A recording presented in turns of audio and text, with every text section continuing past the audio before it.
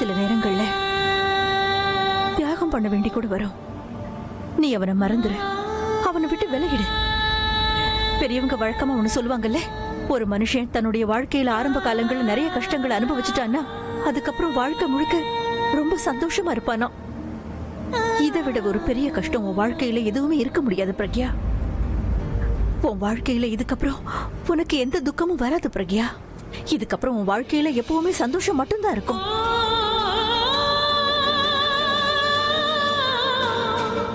அவனை விட்டு விலகிடு பிரக்யா, அதான் உனக்கும் நல்லது.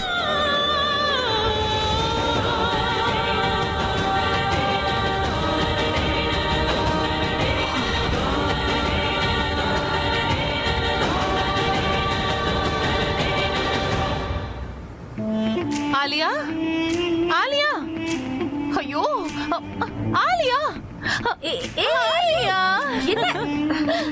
நீ பார்த்தல எவ்வளவு அன்பா அபி என் மேல மஞ்சள் பூசி விட்டான்னு பார்த்தல. நான் தான் பார்த்துட்டு இருந்தேன், அங்கதானே இருந்தேன். எஸ், நான் அபிய பார்த்துக்கிட்டே இருந்தேன். ஓ மை காட், அவன் கண்கள்ல எனக்காக இவ்வளவு அன்பை இன்னைக்கு தான் நான் பாக்குறேன். அபிய கல்யாணம் பண்ணிக்க போறேன், என்னால நம்பவே முடியல. அது மட்டும் இல்லாம நான் அந்த பிரக்யாவை எவ்வளவு ஈஸியா தோக்கடிச்சிட்டேன். ஓ மை காட், இந்த தோல்விக்கு அப்புறம் அவளோட முகத்தையே காட்ட மாட்டா. எனக்கு தெரிஞ்ச அவ கல்யாணத்துக்கும் வர மாட்டா.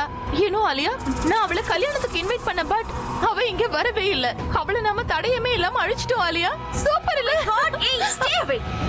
லூசானி, உன்னோட சந்தோஷத்துல மொத்த மஞ்சளையும் ஏன் மேல பூசிட்டேன். உன் பெஸ்ட் ஃப்ரெண்டுக்காக நீ இதை கூட பொறுத்துக்க மாட்டியா என்ன? பாருங்க, வாட் இஸ் திஸ் நான்சென்ஸ்? இந்த மஞ்சள் எல்லாம் என் உடம்புல எப்படி இருக்கு தெரியுமா? இந்த நலங்கு ஃபங்க்ஷன் எனக்கே நடந்த மாதிரி இருக்கு. I'm so happy for you. Finally. இப்பதான் நீ சிரிக்கிற. Actually, you're right. ரொம்ப நாளைக்கு அப்புறம் நான் ரொம்ப ஃப்ரீயா இருக்கேன் தனு. அந்த பிரக்யா நம்ம வாழ்க்கைய நரகமா மாத்திட்டான். அவ இந்த வீட்டை விட்டு போனதுக்கு அப்புறம் எல்லாமே இப்ப பெர்ஃபெக்ட்டா மாறிடுச்சு. ஃபைனா இருக்க போகுது. I'm so happy for you. No. இதை யார் க்ளீன் பண்ணுவா? நீயா? நீ அப்படி தள்ளி இரு, நானே போய் க்ளீன் பண்ணிட்டு வரேன். ஒரு நிமிஷம். Stay away. I'm watching you.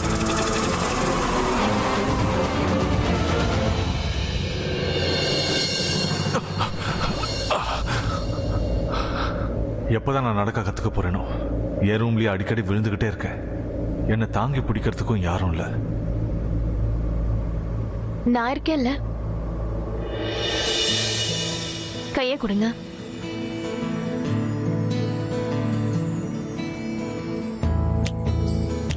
நீயா? ஆமா, நான் தான். வாங்க, பாத்து.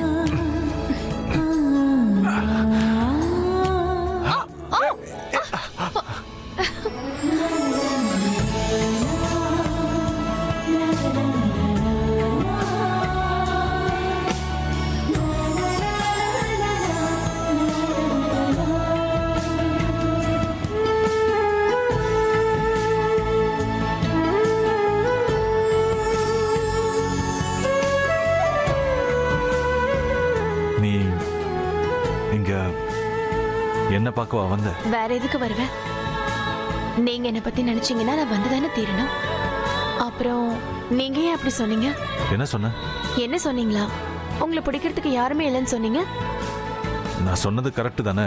என்ன தாங்கி பிடிக்க யார் இருக்காங்க? நான் இருக்கேன்ல.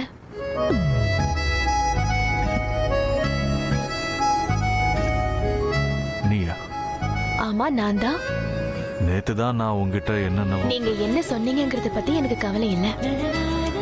உங்க மனசு என்ன சொல்லுதோ அத மட்டும் தான் நான் கேட்பேன்.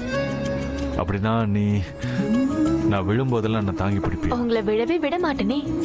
விழறதுக்கு முன்னாடியே உங்களை பிடிச்சிருவேன். உங்க கையை நான் என்னைக்கும் விட மாட்டேன். நீங்க எங்க இருந்தாலும் சரி, எப்பவுமே உங்க கூடவே இருப்பேன். உங்களோட நிழல் மாதிரி. எந்த கஷ்டமும் உங்களுக்கு வரவிட மாட்டேன். உங்களோட குண்டச்சி உங்களை என்ன பத்தி எவ்வளவு கவலைப்படுற? உங்களை பத்தி தான் கவலைப்படுறா. நான் தூங்குறதுக்காக கண்ணை மூடும் போது எனக்கு உங்க முகம் தான் தெரியும். காலையில கண்ணு திறக்கும் போது எல்லாருக்கும் முன்னாடி உங்க நினைப்பு தான் முதல்ல வரும். கோயிலுக்கு போனா கூட உங்களுக்காக தான் அங்க வேண்டிக்குவேன். யாரு வந்து நீ எப்படி இருக்கன்னு கேட்டாலும் எனக்கு அவங்கள உங்க ஸ்மைலிங் ஃபேஸ் தான் தெரியும். நான் மூச்சு வாங்குறதுக்கான காரணமே என் மனசு உங்களுக்காக துடிக்குங்கிறதுக்காக தான். அப்பதானே என் மனசு உங்களை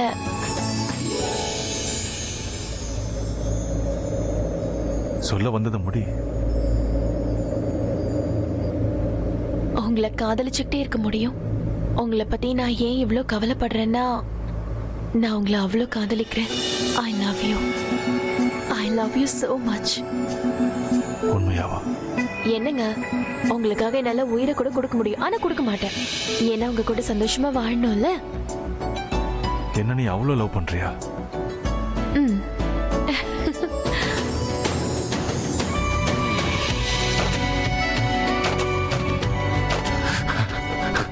உண்மை சொல்லணும்னா நானும் உன்னை ரொம்ப லவ் பண்றேன், ரொம்ப டீப்பா. நான் என்னோட வாழ்க்கையை உன் கூட தான் ஷேர் பண்ணிக்கணும்னு நினைக்கிறேன். என்னோட எல்லா சந்தோஷத்துலயும் உனக்கு பங்கு இருக்கணும்னு நினைக்கிறேன். வாழ்நாள் பூரா உன்னை சந்தோஷமா பார்த்துக்கணும்னு நினைக்கிறேன். நான் சொல்றதுல நம்பிக்கை இல்லையா?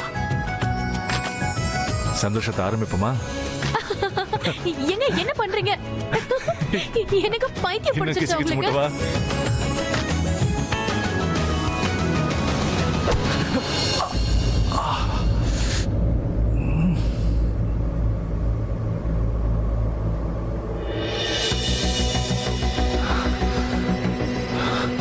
பிரக்யாவை பத்தியே யோசிச்சுக்கிட்டு இருக்கேன். ஆனா ஏன் அவ இங்க வரணும்னு நான் நினைக்கிறேன்னா, நான் உங்களை உயிருக்கு உயிரா காதலிக்கிறேன். I love you so much. நான் தனுக்கு அவளை கல்யாணம் பண்ணிக்கிறேன்னு ப்ராமிஸ் பண்ணியிருக்கேன். அதனால நான் அவளை தான் கல்யாணம் பண்ணிக்கணும். இன்னும் எவ்வளவுதான் நான் அவளை கஷ்டப்படுத்த போறேன்? நேற்று அவ்வளோ அழ வச்சேன், கஷ்டம் கொடுத்தேன். இப்போ மறுபடியும் இங்க கூப்பிட்டு அவள் மனசை காயப்படுத்தணுமா? என்னை பத்தி அவ என்ன நினைச்சிட்டு இருப்பாளோ? அவளை நான் மனசார லவ் பண்றேன், ஆனா கல்யாணம் பண்ணிக்க முடியாதுன்னு சொன்னதுனால அவ என்ன வெறுத்துட்டு இருப்பாள? ஒருவேளை இதுக்கெல்லாம் காரணம் நான் அந்தஸ்தை பார்க்கறேன்னு அவன் நினைச்சிட்டானா? அது ரொம்ப தப்பா இருக்குமே. ஒரே ஒரு தடவை நான் அவளை பார்த்தா போதும். கல்யாணத்துக்கு முன்னாடி நான் ஒரு தடவை அவளை பார்க்கணும். அவ கண்டிப்பா வரமாட்டா, ஆனா நான் அவகிட்ட இருந்து நிரந்தரமா பிரியறதுக்கு முன்னாடி ஒரே ஒரு தடவை அவளை பார்த்தா நிம்மதியா இருக்கும்.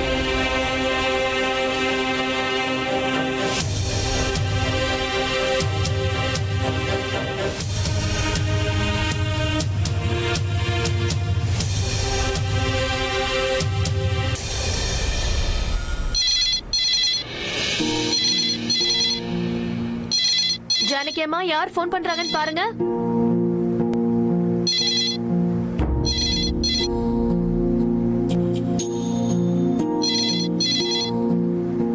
ஹலோ ஹலோ ஹலோ, உங்க வாய்ஸ் எனக்கு கேட்க மாட்டேங்குது. இது கூடவா உனக்கு தெரியல? உன்னை காதலிக்கிறான் இல்லையா, உன் குரலை கேட்கணும்னு நினைச்சிருப்பான். உன் குரலை கேட்கறதுக்காக தான் போன் பண்ணி பண்ணி கட் பண்றான்.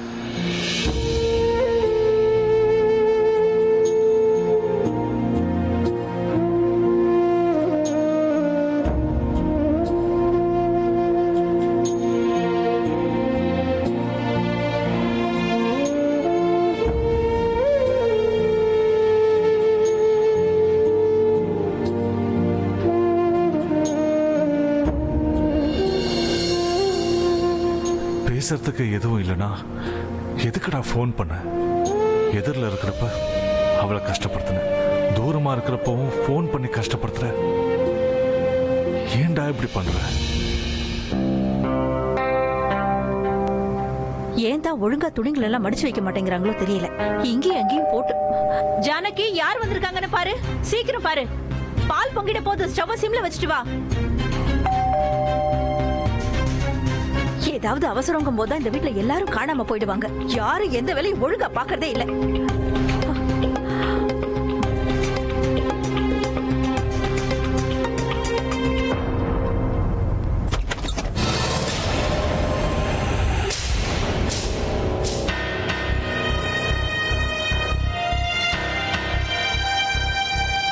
நான் உள்ள வரலாமா சரளா?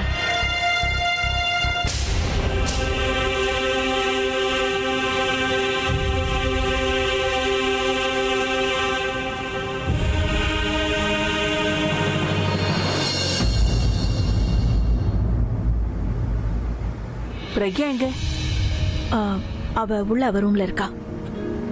நான் அவ கூட பேசணும். ஒரு நிமிஷம். நீங்க நீங்க இப்ப அவ கூட பேச வேண்டாம். இங்க பாருமா சரளா, உன்னோட கோவம் எனக்கு நல்லா புரியுது. ஆனா நான் இப்ப அவளை பார்க்க வேண்டியது ரொம்ப அவசியம். இங்க பாருமா, தயவு செஞ்சு நிலைமையை புரிஞ்சுக்கோ. இப்ப நமக்கு நேரம் ரொம்ப குறைவா இருக்கு. எவ்வளவு சீக்கிரம் முடியுமோ அவ்வளவு சீக்கிரம் அவளை என் கூட கூட்டிட்டு போயே ஆகணும். நான் உங்களை கையெடுத்து கும்பிட்டு கேட்டுக்கிறேங்க, தயவு செஞ்சு நீங்க இந்த இடத்த விட்டு இப்ப போயிடுங்க. அவளை தனியா விடுங்க. அவ ரொம்ப வேதனையில இருக்கா. நீங்க இப்ப அவளை பார்க்காதீங்க ப்ளீஸ். இத பாரு சரளா, தயவு செஞ்சு என்ன நம்புமா. அவளுக்கு நான் எந்த கெடுதலும் நடக்க விட மாட்டேன். ஆமா, நான் உங்களை நம்பிதான் உங்களோட மருமகளை உங்க வீட்டுக்கு நான் அன்னைக்கு அனுப்பி வச்சேன். ஆனா இன்னைக்கு என் பொண்ணோட நிலைமை என்ன? இன்னைக்கு அவ அபியோட ஃபேனு, அபியோட செக்ரட்டரி, அபியோட க்ளோஸ் ஃப்ரெண்டு. ஆனா அவனோட பொண்டாட்டி இல்லல. அவங்க வாழ்க்கையில அவங்க ஒரு முடிவை எடுத்துட்டாங்க. என் பொண்ணு அவ வாழ்க்கையில ஒரு முடிவை எடுத்துட்டா. அவ அந்த வீட்டுக்கே வரக்கூடாதுன்னு நினைக்கிற. அப்புறம் எதுக்காக நீங்க அவளை போய் கஷ்டப்படுத்துறீங்க? நீ சொல்றது எல்லாம் உண்மையா இருக்கலாம். நீ என் மேல நம்பிக்கை வச்சு உன்னோட பொண்ணை எங்க வீட்டு மருமகளை அனுப்பி வச்ச. அதுக்காகத்தான் சொல்றேன், நீ இப்பவும் என் மேல நம்பிக்கை வை. இத பாரு சரளா, இன்னும் அபிக்கு கல்யாணம் நடக்கல. நான் இன்னமும் உன் பொண்ணோட மாமியார் தான். நான் உன் வீட்டுக்கு உன்னோட பொண்ணை பார்க்க வரல, என்னோட மருமகளை பார்க்க வந்திருக்கேன். ஞாபகம் வச்சுக்கோ.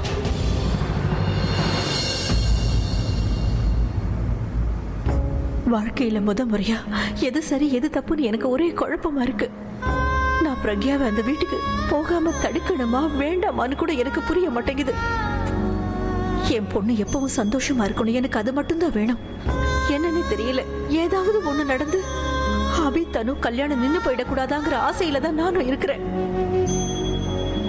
என் பிரக்யாவும் அபியும் ஒண்ணு சேர்ந்தா பிரக்யாவோட ஆசை திரும்ப வந்துருமேன்னு ஆசைப்படுறேன். பிரக்யாவை நான் அபிக்கிட்ட இருந்து தூரமா விலக்கி வைக்க முடியும். ஆனா அபியோட நினைவுகளை அவ மனசுல இருந்து என்னால விலக்கி வைக்க முடியாது. என் பொண்ணு தினமும் அழுதுகிட்டே இருக்கிறத என்னால பார்க்கவும் முடியாது. அடுத்தது என்ன நடக்க போகுதுன்னு எனக்கு தெரியல. ஆனா இதோட போதும். இதுக்கப்புறம் என் பொண்ணு வாழ்க்கையில எந்த கெடுதலும் நடக்க கூடாது. பாட்டி நீங்களா? ஆமா, நான் தான். நான் என் மருமகளோட பேச வந்திருக்கேன். உங்க மருமக இப்ப வேற யாரும். நான் உங்களோட கடந்த காலம். நீங்க இப்ப அவங்க கூட தான் இருக்கணும். நான் இந்த நேரத்துல யாரு கூட இருக்கணுமோ இப்ப அவங்க கூட தான் இருக்கேன். உன்னோட ஆசையும் உன்னோட தைரியமும் வேணா உன்னை விட்டு போயிருக்கலாம் பிரக்யா. ஆனா உன்னோட ஆளுங்க உன்னை எப்பவுமே கைவிட மாட்டாங்க, உன் கூட தான் இருப்பாங்க. ஆனா இப்ப அவர் என் கையை விட்டுட்டார்ல. இந்த உலகத்திலேயே நான் என் உயிரை விட யாரை அதிகமா நேசிக்கிறேனோ அவரே என் கையை விட்டுட்டு போயிட்டார் பாட்டி. அவன் உன்னை விடல, நீ தான் அவன் உன்னை விடுற மாதிரி செஞ்சிருக்க. நீயா இப்படி எல்லாம் பண்ணிட்டு இப்ப அழுதா என்ன பிரயோஜனம்? இப்போ உன்னோட இந்த வருத்தத்துக்கு காரணம் என்ன? அந்த தனு ஜெயிச்சிட்டானா இல்லனா யுத்தமே பண்ணாம தோத்ததுக்கா? யுத்தமே இல்ல பாட்டி. இப்ப விஷயம் தனு ஜெயிச்சதோ இல்ல நான் தோத்ததோ கிடையாது. இப்ப என்னோட யுத்தம் நடக்கிறது என் மனசோட தான் பாட்டி. என் மனசோட நான் யுத்தம் பண்ணி அவர் வேற ஒருத்திக்கு சொந்தமாயிட்டாருன்னு புரிய வைக்கணும். அப்படியா? ஓஹோ, அப்படின்னா நீ அபியோட ஒண்ணு சேரணும்னு நினைக்கலையா? அவனை மறக்கணும்னு நினைக்கிறியா? உன் மனசுல இருந்து அவனை முழுசா அழிச்சிடணும்னு நினைக்கிறியா? அப்படித்தான் பண்ணணும்னு நினைக்கிறேன்.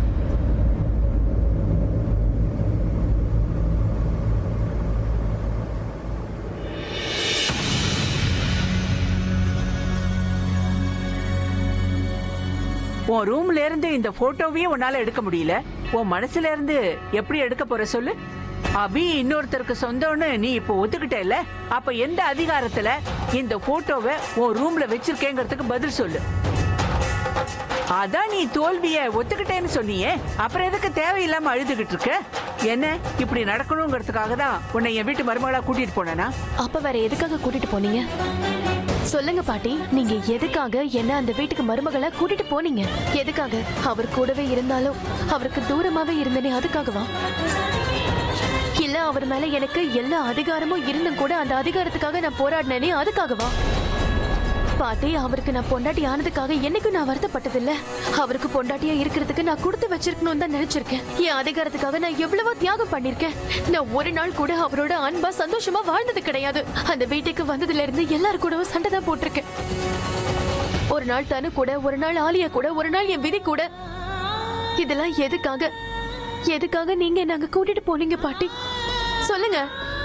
நான் அழக்கூடாதா? ஏன் நான் அழக்கூடாது? நான் என் புருஷனை அடையறதுக்காக அவ்வளவு தூரம் போராடுவேன், எல்லாமே வேஸ்டா போயிடும். ஆனா அதுக்காக நான் அழ மட்டும் கூடாதுன்னு சொல்றீங்க. ஏன்னா நான் தான் மனுஷியே இல்லையே, எனக்கு தான் வருத்தமே இருக்காதே. அவரோட சந்தோஷத்துக்காக அவர் அடையணுங்கிறதுக்காக நான் எவ்வளவு இழந்திருக்கேன். அவரோட சந்தோஷத்தை இன்னொருத்தங்க கிட்ட தேடிக்கிட்டாரு. அதை நினைச்சு அழக்கூடவா எனக்கு அதிகாரம் இல்ல? பாட்டி, நானும் அன்னைக்கு அவரை ஒன்னும் முழு சந்தோஷத்தோட கல்யாணம் பண்ணிக்கல. ஆனா நான் என் உறவை கடைபிடிச்சனா இல்லையா பாட்டி? உங்களுக்கு தெரியாது பாட்டி, அவர் தினமும் அந்த தனு வீட்டுல தான் இருப்பாரு. அப்படி இருந்த பொண்ணாட்டியே நான் என் கடமையை செஞ்சேன். அவர் கூட ஃப்ரெண்டா இருக்கணும்னு நான் நினைச்சேன். ஆனா அவர் மனசு என்னன்னு தெரிஞ்சதுக்கு அப்புறம் நான் அவரை விரும்ப ஆரம்பிச்சேன். நான் என்னோட காதலை நினைச்சு சந்தோஷமா இருக்கிற நேரத்துல ஒரு நாள் தனு அவர் குழந்தைக்கே தாயாக போறாங்கிற விஷயம் எனக்கு தெரிஞ்சது. நியாயமா பார்த்தா நான் கோவப்பட்டிருக்கணும் பாட்டி, ஆனா நான் அப்படி பண்ணல. உங்களுக்கு கொள்ளு பேர வேணுங்கிற ஆசைய உங்க கண்ணுல நான் பார்த்தேன் பாட்டி. அவர் என்ன கொஞ்சம் கூட காதலிக்கவே இல்லைங்கிறப்போ உங்களுக்கு கொள்ளு பேர மட்டும் எப்படி கொடுக்க முடியும் பாட்டி? அவர் உயிரை விட அதிகமா நேசிக்கிறாரு. அதனாலதான் உங்க சந்தோஷத்துக்காக, அவரோட சந்தோஷத்துக்காக நான் என் புருஷனையும் என்னோட காதலையும் சுத்தமா மறந்துட்டேன். அதனாலதான் நான் அந்த வீட்டை விட்டே வந்துட்டேன்.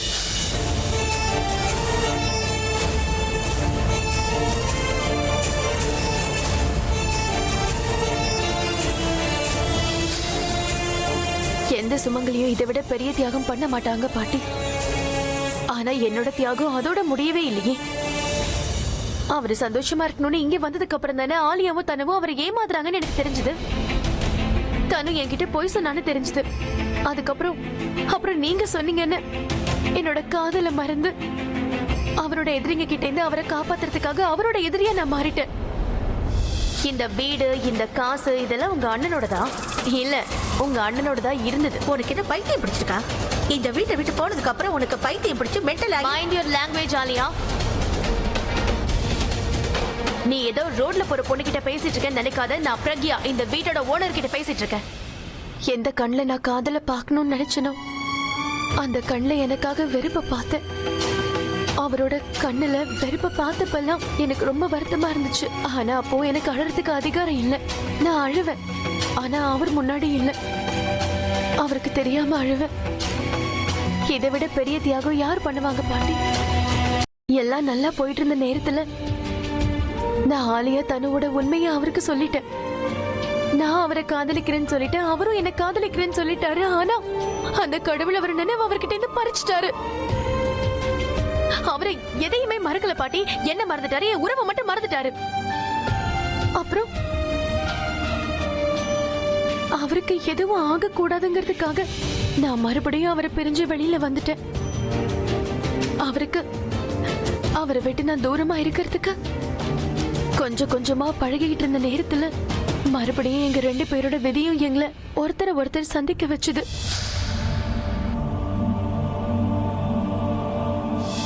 யாரோ ஒரு பொண்ணு அவருக்கு முன்னாடி விதியை நாங்க நிக்க வச்சிருச்சு. அதையும் நான் அன்னைக்கு தாங்கிக்கிட்டேன் பாட்டி.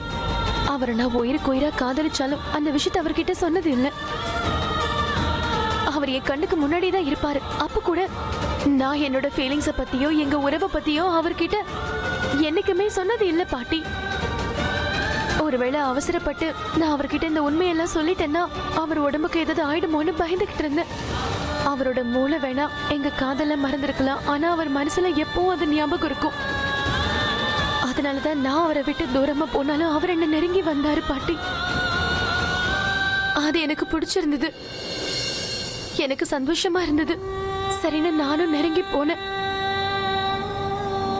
எனக்கு அந்த டைம்ல எல்லா பிரச்சனையும் சரியா போயிடும், நாங்க மறுபடியும் ஒண்ணு சேர்ந்துருவோன்னு ஆசைப்பட்டுக்கிட்டு இருந்தேன்.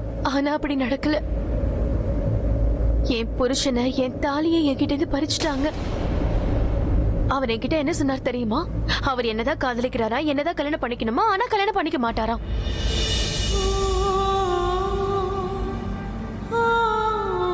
அதனாலதான் சொல்றேன் பாட்டி, நான் யாரோட போராடுறது? அவர் தான் கிளியரா சொல்லிட்டாரே, நாங்க 2 பேரும் ஒண்ணு சேர்றதுதான் தப்பா. அப்ப அந்த தனு அவனோட செய்யறது கரெக்டா. எனக்கு எனக்கு அப்ப வந்த கோவத்துக்கு அவர்கிட்ட எல்லா உண்மையை சொல்லிடணும் தான் தோணுச்சு பாட்டி. எங்களுக்குள்ள இருந்த உறவை பத்தி அவர்கிட்ட சொல்லிடணும்னு நினைச்சேன். ஆனா நான் அவருக்கு இந்த உண்மையை சொல்லாட்டி நான் மட்டும்தான் அவரை விட்டு தூரம் ஆயிடுவேன்.